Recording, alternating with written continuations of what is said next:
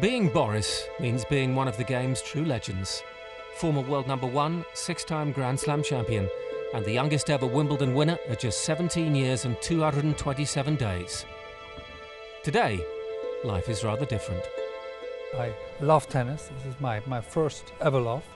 So when I get to work here for TV or talk to you, I feel very comfortable.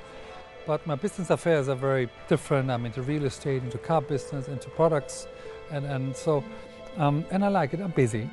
On the other hand, I'm a proud father of 4, and they demand my time. They want my time. I want to spend more time with them. I have a young son, so a lot is on my plate.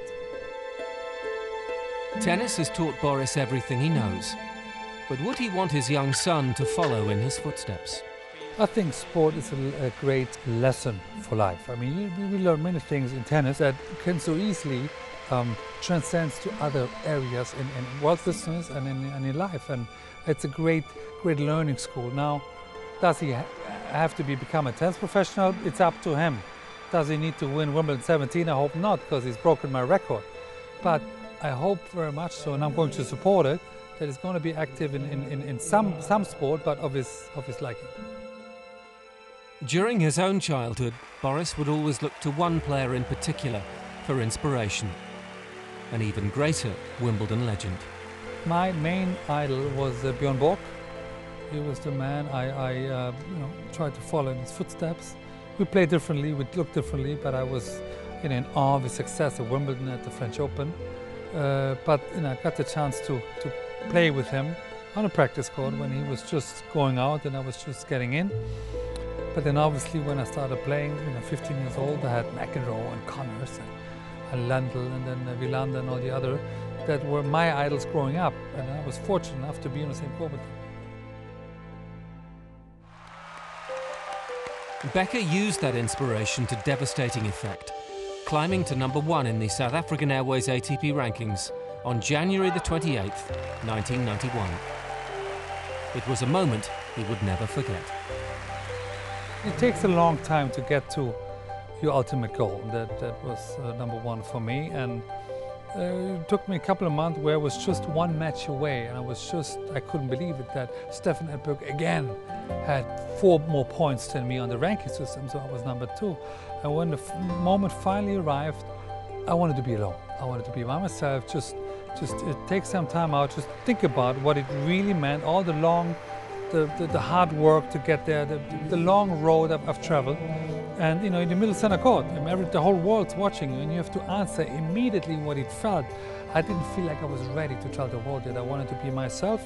And thank God for this guard on that center court. He ran after me because I was going to go to the hotel. And he called me and he made me realize that there's a big show still waiting for me. With such success came regular appearances at the sport's season-ending finale. An elite event where he claimed an astonishing 3 titles.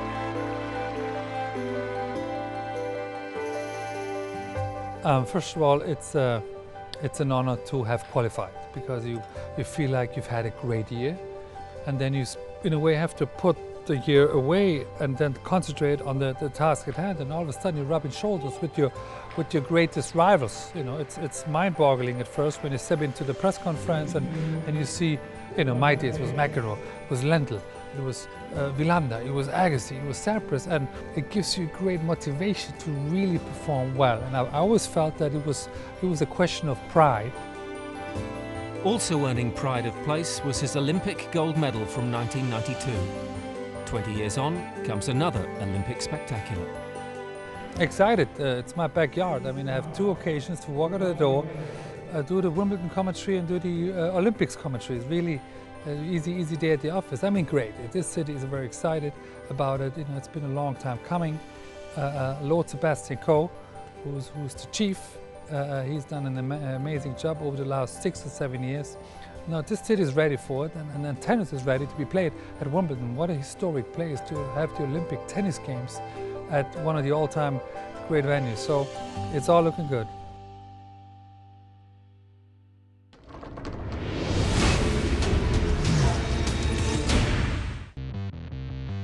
Next week on ATP World Tour Uncovered, presented by Rio, there's magic in the air as we head to the Mutua Madrid Open.